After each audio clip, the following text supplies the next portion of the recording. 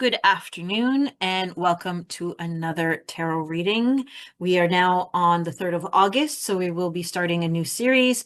The reading that I will be doing today is coming directly from 365 Tarot Spreads, and we will be doing the reading for August 3rd. Now, I will apologize in advance because there's a good chance I will butcher the name that's used in this spread. So the spread is called Chalchiuhtlicue's Regeneration Spread. And unlike the other spreads in the book that are based on holidays or celebrations or something special on that day, this one is just put here because they are saying that this Aztec goddess of the water, river, seas, and storms and tempests was connected to any day within the Aztec calendar that had the number 3 in it. And so being that it's August 3rd, that is why we get blessed with this reading. So the summation of the spread is talking about connecting to the waters of renewal. Now, because Chalchiuhtlicue is connected to all types of water, we are going to be looking at and exploring the different themes around regeneration, renewal, and inspiration. This spread has 7 cards in it, and it is cast in the shape of a teardrop, where it goes 1, 2, 3, 4, 5, 6, 7. And that way, if you wish to do this spread yourself and reproduce the shape that it is in. So I'm going to shuffle up our cards as I've been doing.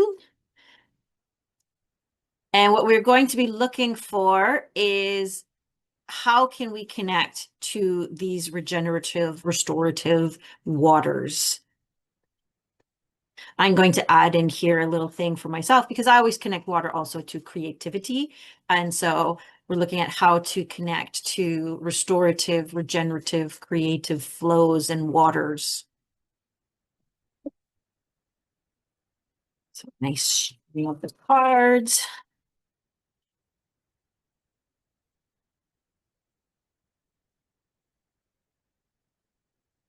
Okay, now we're going to split the deck.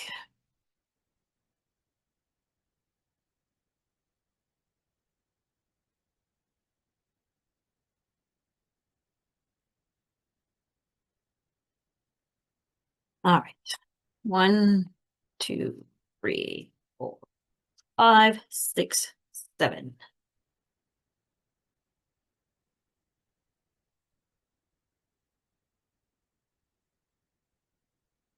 All right. And our first card, for the question for our first card, is what needs to be washed away? And here we have the 10 of Swords. And what is really, to me, having gone through many difficult experiences and long, hurtful, frustrating periods of time, having this come up is saying that everything that's connected to some of the challenges, the obstacles that you may have been going through over a long period of time, it's time to start washing it away. Start washing away the guilt, the shame, the anger. And when I look at washing away, there's a difference between washing it away and acting as if it never happened. What this is we're looking at restorative and renewing. And so it's washing those experiences clean of the energies and the emotions that are projected, so that we can look at these situations, we can look at the learning experiences from them, from what we need to know, what we need to see, and from our center of what we have experienced from it. The 10 of Swords can bring with it a lot of pain, a lot of frustration, a lot of bitterness, because these are long, drawn out things. And especially if you're dealing with legal situations or medical situations or anything that requires someone else outside of you that has more power, that has more leeway to be coming in and saying, oh, we need to wait for this. Oh, we need to wait for that. Oh, we need to wait. We need to wait. And makes you feel more and more invisible, makes you feel more and more disempowered. These are the things that you want to wash away so that once the situation has been completely resolved, you can walk away with all the growth that comes from them and leave behind all of the garbage that gets piled on over these long periods of time. The second card we have is, how do I let it go? So we're going to wash it away, but how do I let it go? And this is the Eight of Wands. And the Eight of Wands is all about speeding up and purifying through fire. So it's really interesting that we have the Ten of Swords here that's saying, we've had some really long, ongoing, stressful, dragging out situations that we need to clear them out and wash away. And what happens with this is you might get like trapped emotions. You might get buildup, calcification within the energetic systems that makes it much, much harder to move those emotions, to find a way to release them. And so what the Eight of Wands is coming in to say is the best way to do this is to get moving and to move quickly. One of the things that I've recently kind of been introduced to is ecstatic dancing or somatic movement.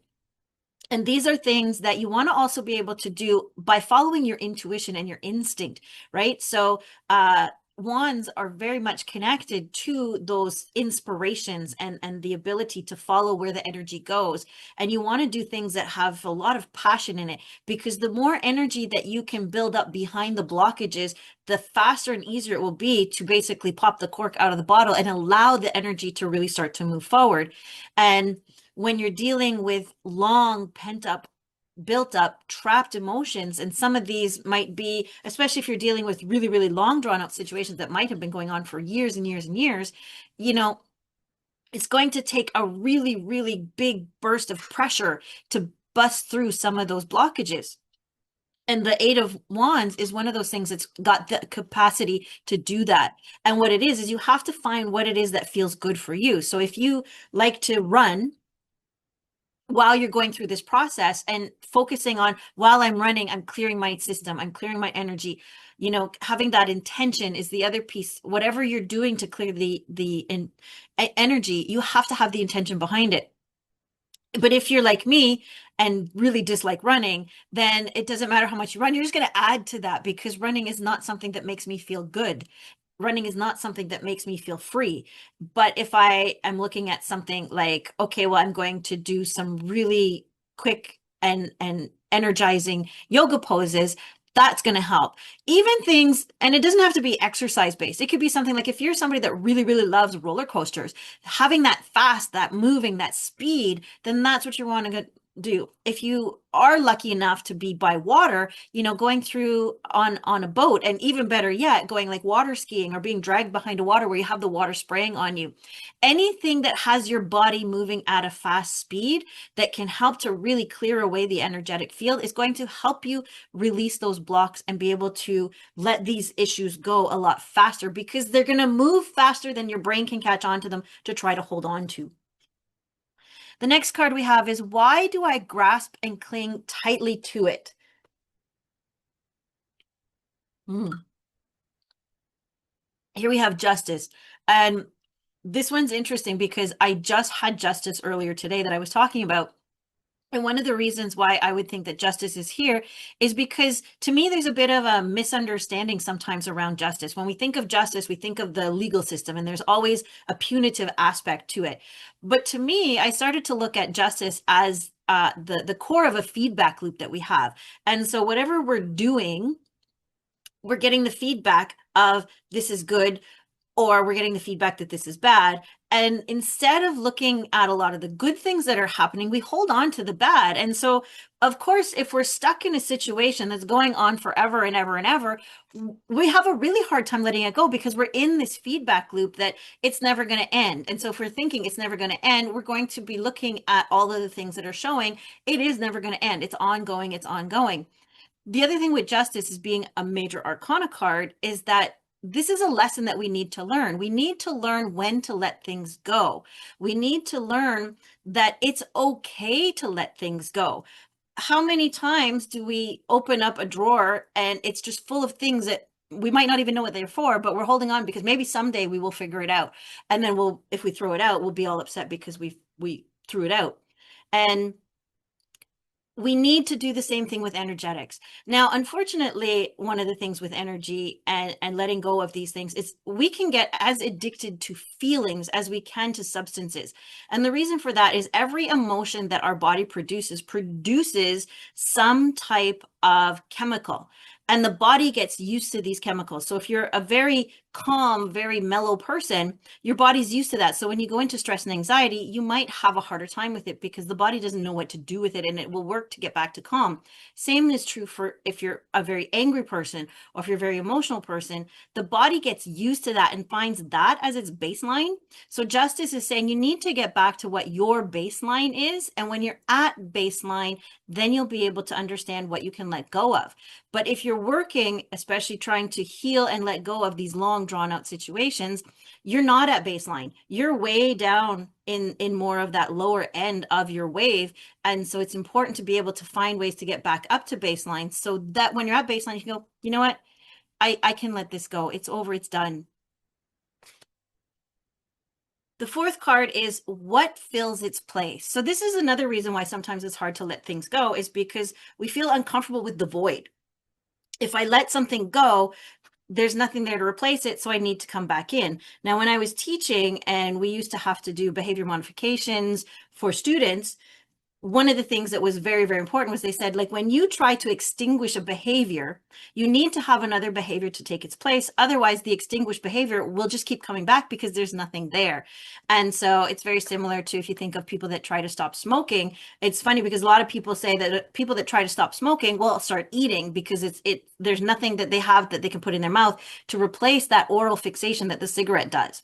And so it's very important, I think, this question of finding like, well, what fits its place. So if we're looking at letting these things go, we have to find out, well, what is it that we would like to have instead? And I like that that kind of comes right after justice, because justice, you know, if we're playing with the feedback loop, we don't want to be bringing more and more of the negative in. We want to be bringing in things that make us feel good and pick us up.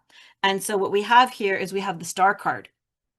And this, I think, is beautiful, especially coming right after justice. That's all about taking control, taking responsibility, and taking accountability for our actions so that we can create more beneficial, more supportive, more loving, more healing, more renewing situations. And the star is about, you know, wishing for and making happen. And the star is also, you know, about kind of interacting with the cosmos and having that conversation of saying to the cosmos and the universe, saying, what is there that's more for me? And then just kind of looking at what shows up in your environment. And so having this card here, one of the big things that we might want to be looking at is, well, what is the universe going to help us to put in its place? Because the universe, being the great benevolent, loving entity that it is, that we are all connected to, will only bring things to us that are for our best interest, for our highest good, even if they may not appear so when they first enter our lives. And so this is asking that what we want to replace all of these old defeatist ideas and behaviors with is more of an empowered one. Because even if we're asking the universe, what do you see that's best for me? We have the action and the ability to respond to whatever the universe brings to us. The next one we have is, how can I rejuvenate myself? So now that we've done this, so we've let go of this old situation, these old thoughts, these old patterns, these old beliefs. We've opened up our energetic system. We've identified where it is that we want to bring in more positive results for our actions. And we've started to rebuild a spiritual connection with the universe by having these co-creative conversations. Now what we want to do is we're going to look to how to rejuvenate ourselves. And here we have the Two of Wands. And the Two of Wands is a very powerful card of co-creation. So I love that it comes right after the star. So we're asking the universe, like, what is it that's there that you can provide to us, that we want to fill this space? And now we have, you know, the Two of Wands as a way to rejuvenate. And the nice thing about the Two of Wands, well, most of the twos are all about balance, but they're all about working in partnership. And so here we want to have energetic partnerships. We want to be able to find activities that we can do. We want to find things that we can explore and experiment with that are in alignment with the new energy that we are creating. And one of the things about this is that by having this as a rejuvenating practice, right? Like, what is it that you want to learn? What is it that you're passionate about? Where do you want to explore? Where do you want to travel to? Where would you like to go? There's a movement in here, right? So we're connecting back to the movement of the Eight of Wands, only this is more of a slower movement because we're down at the 2. And so it's the fire's just kind of starting to spark and burn. And so we're looking to rejuvenate ourselves by also doing activities that are going to re-spark our energy and try to get us to get out there and look for the things that we want to, as fire, like devour and take into ourselves so that we can feel more passionate, more alive than maybe we felt in a really, really long time. The next card is, what action must I take? And here we have the Five of Swords. And I find this one's interesting because the Five of Swords, like many of the swords, can have a double edge to it. They can be a bit cutting at times. So the Five of Swords in one way, like if you're looking at how do I rejuvenate myself and now what action do I have to take? To me, I'm getting the feeling that this is more of the side of, it's time to stop fighting, right? It's call a truce to whatever battles are going on, be them internal or external, and really take stock of what's going on. Because sometimes when we get stuck in these constant fights, and going back here to justice, right? Like when we get caught in these constant battles where we're, looking to either win or if we've lost, we're looking how to win the next time around, we lose track of all the sacrifices that we've made, of all the things that might have been lost in or broken in the process. And instead of taking stock and understanding where we are and really looking and saying, like, is this battle even worth it at this point? Am I fighting for the same thing that I started the fight with? This is a really good time to pause. And, the actions that we're being called to take right now are to really stop and look at, what are you fighting for? What is your slogan? It's not kind of the right way to put it, but like when you started this whole thing, so if you're going like this, Ten of Swords, right? When this situation started, you had a perspective, you had an opinion, you had a value, you had something to say about all of this. And are you still, after all of this time, on that same frequency? Are you still holding true? Are your actions following through with what you've said? Or are you now just out for revenge? Are you now just out to hurt the other people? Are you now just to kind of get even? And if that's the case, it's time to stop. So the nice thing with the Five of Swords being a pause is it gives you the ability to say, hey, this is not worth the price that I'm paying at this point, and walk away from it. Or look at how much you have to gain and decide whether you want to keep going.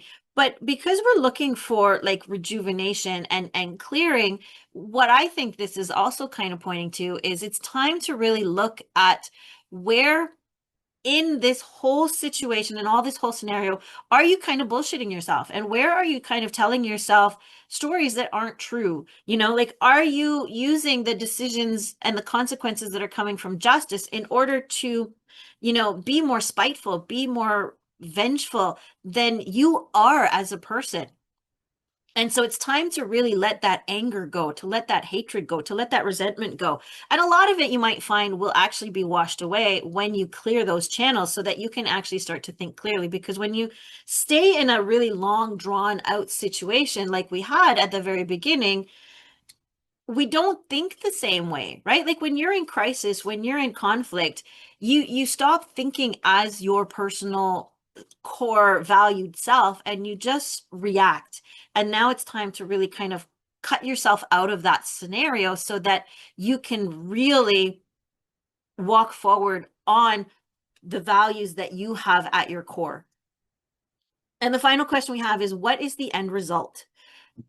And that really ties into what I was just saying. So here we have the Fool. So the end result is you are coming out of this as a new person, right? So the Fool will always kind of go on this big, long journey. And at the end, when he comes out at the World card, which is the end of the major arcana, it's an integration period. But then the Fool can't stay in that integration. The Fool always has to come through to the other one. So if you think of this as your integration period, right? Like the Five of Swords is really asking you to own what it is that you've done, own your actions, own the consequences, accept whatever justice is telling you so that you can really clear the slate. You want to clear the slate so that when that situation from the original 10 of Swords has been cleared, that you have healed yourself, that you have washed away all of the anger, the animosity, anything that wasn't yours that you just picked up along the way, so that as you walk into the next stage of your life as the Fool, you are going into it with a sense of innocence, with a sense of carefree, with a sense of joy,